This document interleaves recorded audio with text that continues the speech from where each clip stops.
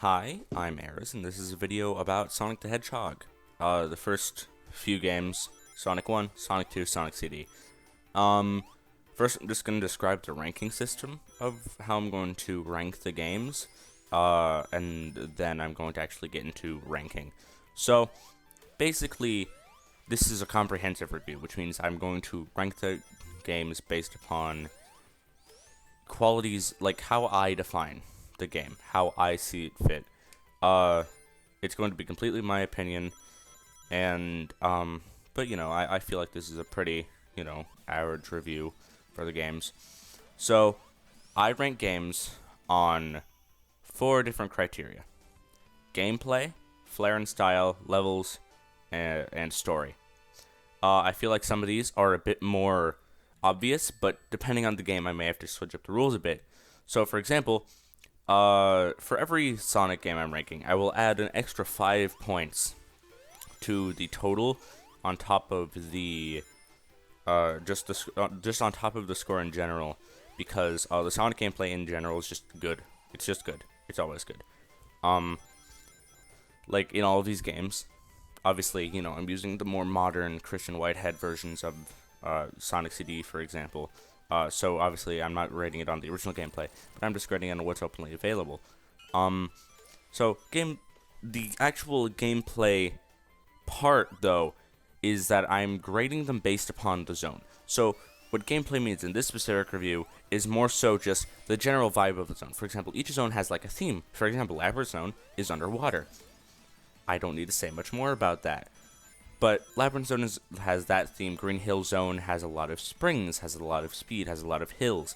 SpringyardZone has a lot of springs and a lot of things like that. So that's the kind of thing I'm going for with gameplay.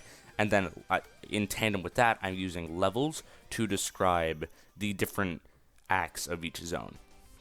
And obviously, story is pretty self-explanatory, along with flair and style being also self-explanatory.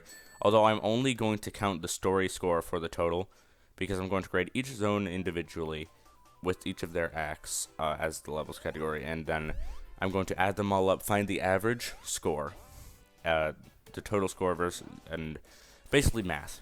I'm doing math. And it's going to find the average of the game, and then I'm going to put the tally for story in with along with that and along with the gameplay to find the final score. So without any further ado, Sonic the Hedgehog 1. I really like Sonic 1. It's a fun game. It has a lot of nice levels. I feel like I like a lot of the levels more than a lot of people do, and I feel like a lot of them aren't as bad as people say, although a lot of them are worse than people say. And I definitely feel like it's a good first entry, because I feel like everyone should have this, because it's a good first entry because it's more similar to a more classic type of platformer than Sonic games are later on. Like even in Sonic 2 onward, the games have a more Sonic style to them. Well, Sonic 1 is a nice blending. Of course, it has zones that, stick to the Sonic formula, really well and allow it to be just fun. But, I feel like for a first entry, it more than suffices. As I said earlier, obviously, how Sonic controls Instant 5, it's amazing. All of the different tools and things are fun. Sonic is just fun to control. That said, now we have to actually talk about the story. Sonic 1 doesn't have much of a story. You're chasing an egg guy. That's about it. So it's gonna have a pretty low story score. I have it as a 2 for story, which that isn't a bad thing. It's just a good story does make a game better, but it's only like 5 of the total points. It's not a make or break. Like, sure, it can get it up an extra grade letter, for example, but it's not the make or break of a game. So now we're actually going to get into the actual zones. GreenHillZone, I have a 5 for gameplay. I feel like the theming of the zone is great. It has a lot of good ideas in it. It's obviously the first zone, and it set the standard for Sonic zones, I feel. And it's just generally nice to play through, right? The general aesthetic of everything, the different ideas like the springs and stuff, and the different ways things are laid out are great. And for flair and style, it's a green hill, right? But they added some flair to it, like checkerboard, dirt with checkerboard grass. Like you wouldn't see that in a lot of places, and I feel like that's part of the reason Sonic. Sonic takes things that you'll see in the real world and accentuates them and makes them out there in such a slight way to where it fits with the with the blue hedgehog. Granted, so I have a 5 for gameplay and a 5 for fun style, but I actually have a 4 for levels specifically because I feel like Act 3 is kind of lackluster. Too many spikes. It doesn't really fit in with the other two. It's the only reason I ranked it lower. Other than that, though, it's an amazing zone, and I like it a lot. Next is MarbleZone. When I first played this game, I hated MarbleZone the most. But now that I've gotten more accustomed to it, I actually feel like MarbleZone is one of the more fun zones in the game, and I actually find myself replaying it more than a lot. I actually thought it was worse than LabyrinthZone. I actually enjoyed LabyrinthZone because there's a lot of very specific platforming in MarbleZone that you won't really see in many Sonic games. Even then, you won't even see that in most like platformers. Like, I don't want to draw this example, but Mario. Granted, though, I feel like the general aesthetic, the lava, the different platforming things, it's definitely very tight platforming-wise, but I feel like it's good. I gave it a 4 for all of them, basically. I feel like the levels are pretty consistent. The different acts are consistent. The flair and style, it's not too Sonic-y, but not too not Sonic-y, and the gameplay it's just like nice zones. Now on to SpringyardZone. I go to 4 for gameplay. I feel like the general spring aesthetic, the different bumpers and everything, it was the predecessor to all of the fun casino stages, and I like it for that because I love the casino stages, and I'll talk about that once I get into Sonic 2. But it definitely set the precedent for zones that have more springy and, natures of things like that. So I give it a 4 for that. For flair and style, I give it a 3. The background is kind of boring, which is actually a big plus for the casino zones because they have an amazing, they have amazing backgrounds in all of those. But sadly, SpringyardZone's background is kind of basic, and you'll sadly see a lot of that in Sonic 1. But by the time you get to the next few games, it already fixes that and establishes the Sonic style. And for levels, I actually give it a 5 because I feel like it is the most consistent in the entire game throughout all 3 acts. Aside from maybe a few others, but I definitely feel like it's very consistent. Yeah. LabyrinthZone, on the other hand, kind of sucks. It's just not very fun. I give it a 2 for gameplay, a 4 for flair and style because I actually feel like it has very good looks to it.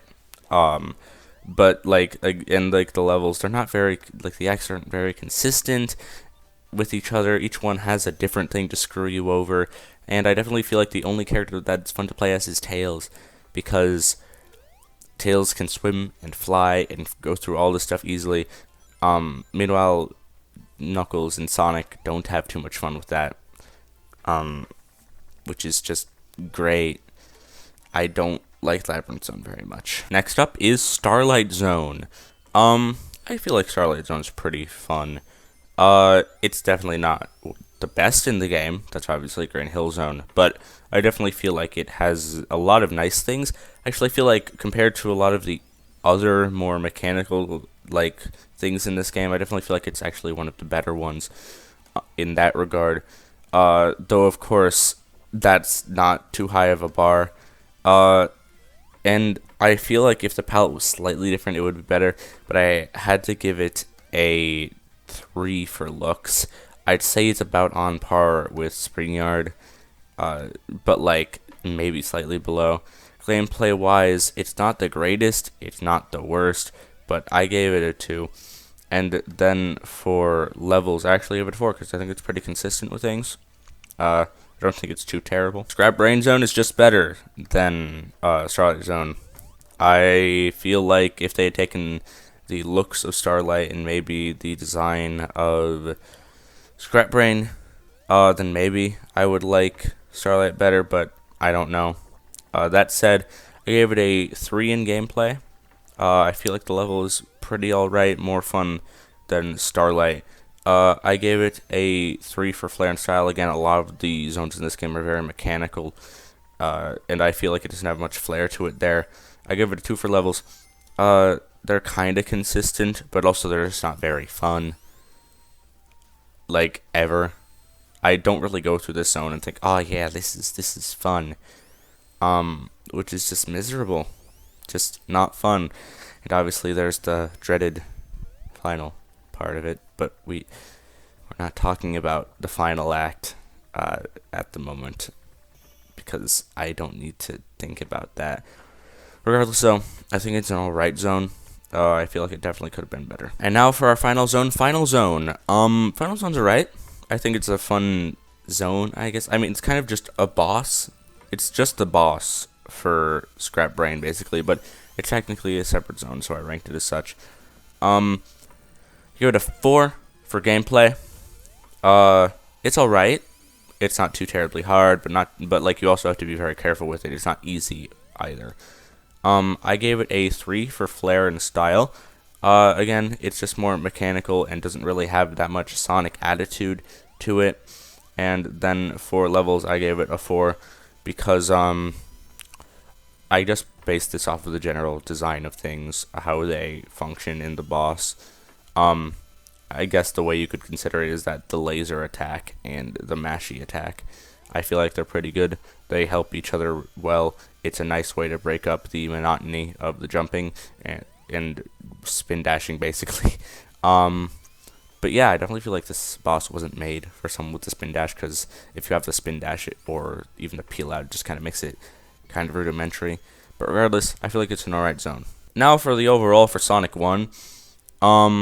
It got a 24 in gameplay. In flair and style, it got a 25, and it got a 26 in levels. Again, I think the reason it got a 26 is just because of consistency. It's a pretty alright game, and it's pretty consistent at being pretty alright. The only thing, again, that I'd say would be, like, maybe stand out are the first few zones. That said, obviously I said 2 for story, and then it gets the +5 to both, basically, yeah, it gets a +5. That gives it a total of 82 out of 115, which is a 71% or a C. I think it's alright. I definitely find myself playing through Green Hill a lot, and if I ever do play, I kind of just stop before LabyrinthZone. Like, the earlier zones in this game are pretty fun, and the later ones are just not. It's kind of like they were more creative with the first few, and they were like, oh yeah, these are some great ideas and for Sonic, for our new mascot, and then they just kind of gave up halfway through. But regardless, I had fun with this, and now on to Sonic 2. Alright, into EmeraldHillZone. I'm going to actually talk about the story at the end of this, because I want to do it like that. So, EmeraldHillZone, I ranked it the same as Green Hill. It's pretty good. If I had to say one was better, I'd definitely say Green Hill. I have more fun rushing through Green Hill than Emerald Hill, although I definitely feel like Emerald Hill was more so based around the special stages of this game, which I definitely feel like maybe it would give it a slight edge, but after you've done the special stages, it doesn't really give it much merit. I like how it looks, though. It's very visually appealing, and also it's pretty consistent. Again, there's a few little things that are just a bit out there and weird with the game, like random springs, which are never fun. But all around, I'd say it's pretty alright. And then obviously there's ChemicalPlantZone right after that, and I give it the same score. ChemicalPlantZone's really good. I really like ChemicalPlant. I'd say it's probably better than Emerald Hill, although if I had to play the game, I'd obviously play Emerald Hill before. I usually find myself playing Emerald Hill. Ow, I hit my elbow on the table. I'm just gonna continue this, and you guys can laugh at my pain. But yeah, I'd definitely say ChemicalPlant it's fun. Next is AquaticRuinZone. I feel like AquaticRuin is pretty solid. Give it a 4 for gameplay. Not my favorite, not my least favorite. If you're good at the zone, it's way more fun than if you're first starting off. I gave it a 5 for flair and style. Again, this game is just really hitting it home with the flair and style. As I said, Sonic 1 isn't so great at it, but the following games definitely are. And then for levels, I gave it a 4. Pretty consistent among the 2 acts now, which I definitely feel way improves the flow of things. And I feel it may even help with the creativity of the zones. But then after AquaticRuinZone is another one of my favorite zones, especially in this game, CasinoNightZone. I love CasinoNightZone. CasinoNightZone got a 554, just like Emerald Hill and Chemical Plant because I love it. Then up is Hilltop, which has one less in the gameplay category than Casino Night. I just feel like it's a good aesthetic. Certain parts of it aren't as amazing though, and I feel like it's really consistent because of that. Next up is Mystic Cave Zone. I gave it a 3 for gameplay. It's not the best, it's not the worst, but it's not amazing. 4 for flair and style. It feels a bit basic, but not not too terribly. And then I gave it a 3 because of the amount of spikes that show up in Act 2, and it's kind of miserable. That said, the zone that they added for the mobile port, amazing. I love HiddenPalaceZone. Hidden Palace is so fun. It's cool because it's a secret. You have to know where it is to get into it.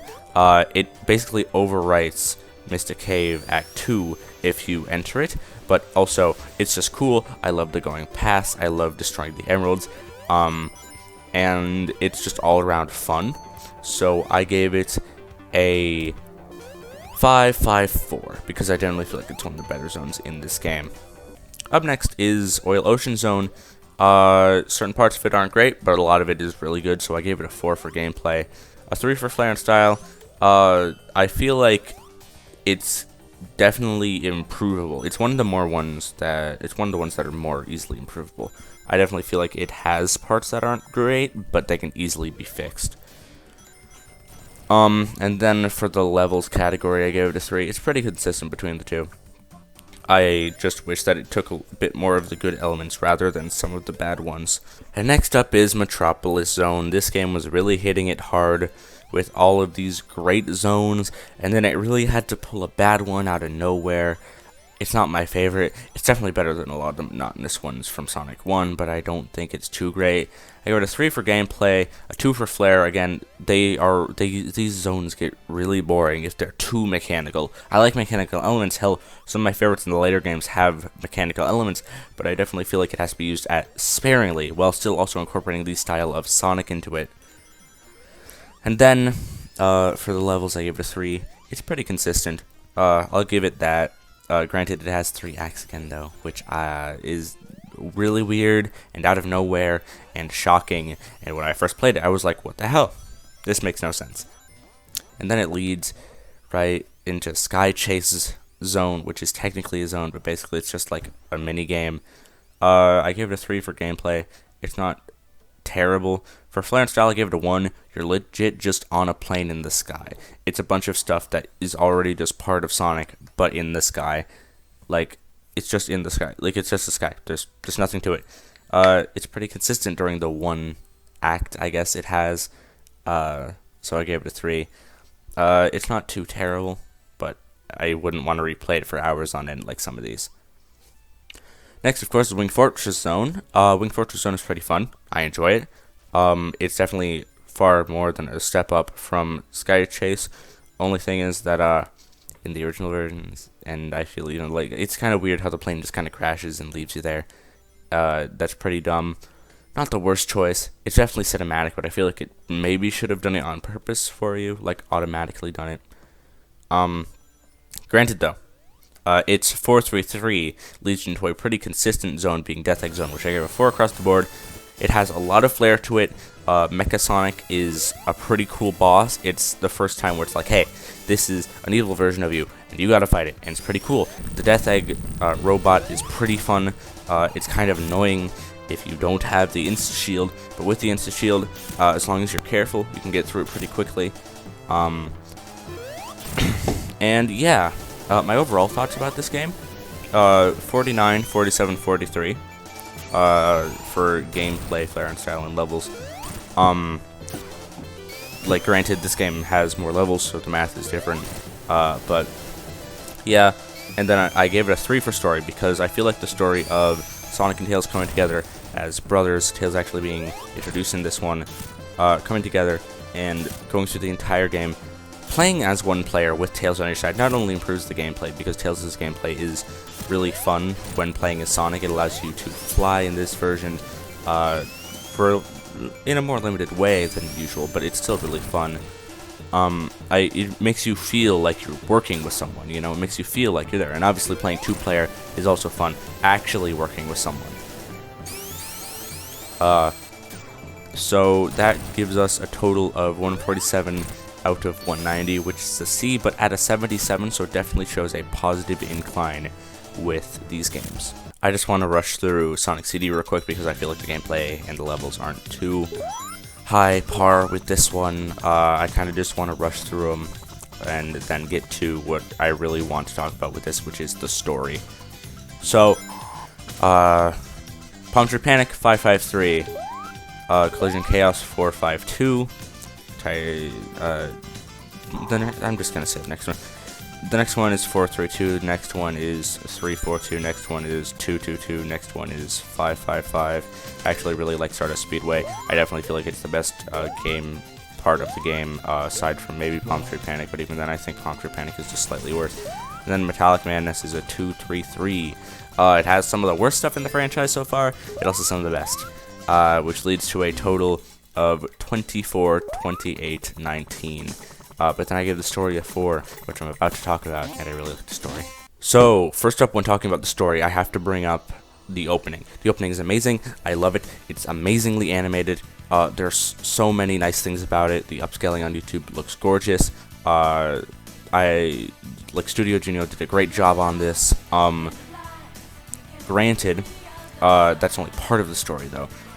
This game introduces the time stones, which aren't important at all. What I really want to focus on is Amy, Rose, and MetalSonic. First, we'll talk about Amy. Amy basically just loves Sonic. She's a fangirl. That's her character at this point. It's kind of nice because you're kind of there, and she's just following you around. And it's like, oh, you know, it's a little pink hedgehog. That's whatever. But then MetalSonic comes in, and it is it's a great early showing of visual storytelling in a game that has no character speaking. It really shows how dangerous MetalSonic is, while also how you have to go save Amy, because that's just the right thing to do. It's not cool to see a little girl's MetalSonic, and that's Sonic's character. And obviously, the race against MetalSonic in Stardust Speedway Act 3, I don't like the Act 3 system normally, although I feel like in this zone specifically, it is done extremely well. I definitely feel like the best way to experience is through the Bad Future, though, because it just brings so much menace and malice to MetalSonic's demeanor. And MetalSonic's design is amazing. It takes a lot of the good things that Silver Sonic did, while also making it more robotic and actually feeling more like a robot than a Michael Bay monstrosity. So all around, that would make the total an 80 out of 115, which is a C at a perfect 70.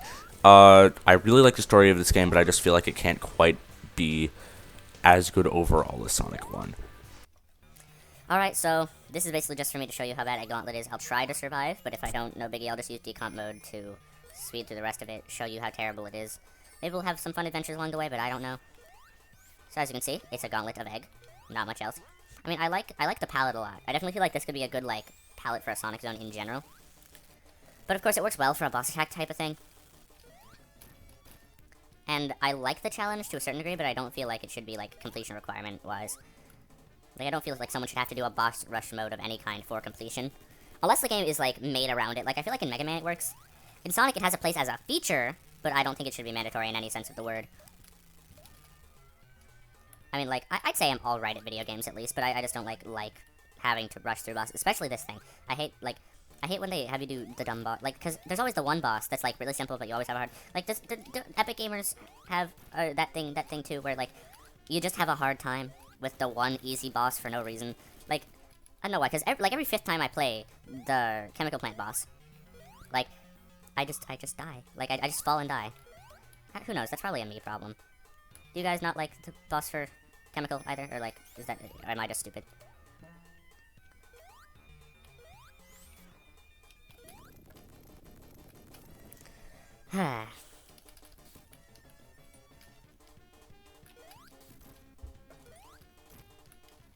This boss is pretty easy. I learned this cool trick anyway while I was first trying to attempt Gauntlet. Because I wanted to do, like, a full thing and make it like the rest of the video, but nah, like, screw that. Dang, that was a nice 3-hitter, huh? Let's go, baby! Alright. Let's see. Also, is it just me, or is this an homage to Sonic City? Because, like, it really feels, like, it feels like the one level. I'll probably, like, put in, I mean, I don't know. But, like, this is, like, an homage, right? This is, like, because it's very similar. Like, is it just me, or, like, no? Alright. Dear God. I'll probably speed this part up for you guys. Alright, never mind.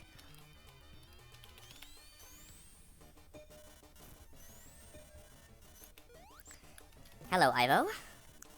How's it going with the whole being bald thing, you know? I hear it's kind of difficult, you know? I also hear you're an orphan. As a hedgehog, I also feel like, you know, as an orphan myself, we can relate on that metric, you know? Though I think your uncle's a weird guy. Might talk about him in a few videos, who knows?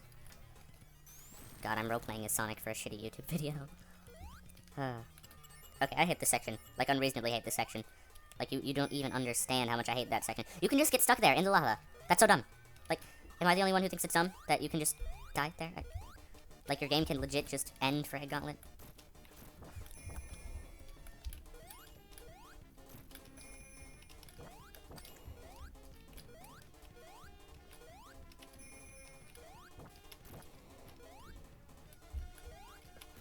Dear God. Also the fact that, like, the longer you go, the more stressed you get of failing, which I feel is a good game mechanic for a boss rush.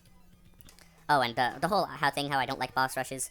Yeah, that's the reason I'm never gonna make, like, the Sonic Advance video, because it has a mandatory boss rush. Also, why I'm never making a video on the shitty Sonic 4, because Sonic 4, not only is it, like, not, like, okay, it's not bad, it's just not good.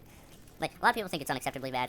From an objective standpoint, not comparing it to any of the other Sonic games, it is fine, but, like, I just don't like the boss rush. Like, that, like, I played most of it just because I felt like it, right? Because I was like, oh yeah, this could be fun, right? I want to see if it's worth the hate. It really wasn't worth all of the hate it gets. I mean, that might just be because I live in a post-mania world, but, like, I don't know. Is it just me? Am I weird? I mean, people would probably say yes if they cared. Don't, no, nah. This is, I'm intelligent. Okay, okay. Damn you, you egg-shaped bastard.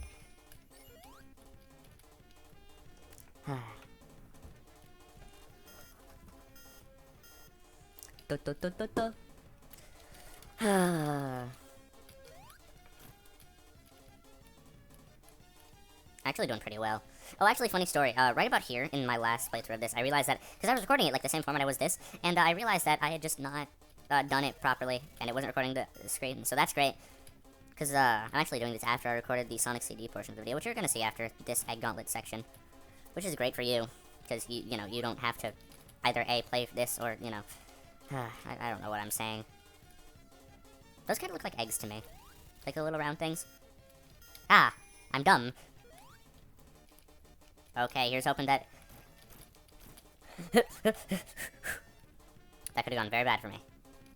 Okay, I need to be really careful here. Gotta have quick reflexes. Oh. Okay, okay. I can do this, I can do this. If you believe in me, like, comment, and subscribe. Like, comment, and subscribe anyway, even though I beat the boss, please. Please. Okay. Got some more rings. There aren't any other rings before the boss. Alright, this is the point we use debug mode, kids. I swear. Wait, but what's the point of this, you know? Like, what's it do? Is it just a challenge? It doesn't do anything. Die. Anything up here that it does? No? Alright. Oh yeah, egg guy. Forgot about you for a minute, even though you're the entire point of this. Is it just me, or the little egg surrounding his ship, like, kind of look like Flumpty? You guys wouldn't know what Flumpty is, would you? I mean, you might. I mean, I also have a FNAF video on this channel that may or may not be out, but it'll probably be out. I mean, I've been working on that one longer, so... Plus, I'm almost done with it anyway. This one requires a lot more work to be done. Because I gotta get all the gameplay and do, like... It's a video on the first 3 FNAF games. Like, that's not many games, you know? It's not too hard to do. There's, like, the like, Death Egg bosses left, if I'm correct. Well... You know, I might even put this after everything else, just to complain about it. You know what?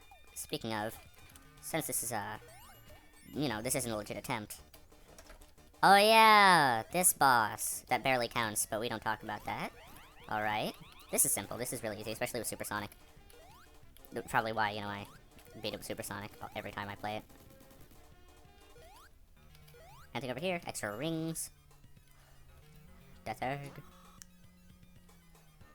Haha, this guy. Pretty easy with Super. You just gotta, you know, do this. Alright, let's see if we can beat the Death Egg Robot. I like the Death Egg Robot. I'm really happy it's coming out in the movie sequel. Hell, I might even release this video when the movie sequel comes out. You know, for topic, you know?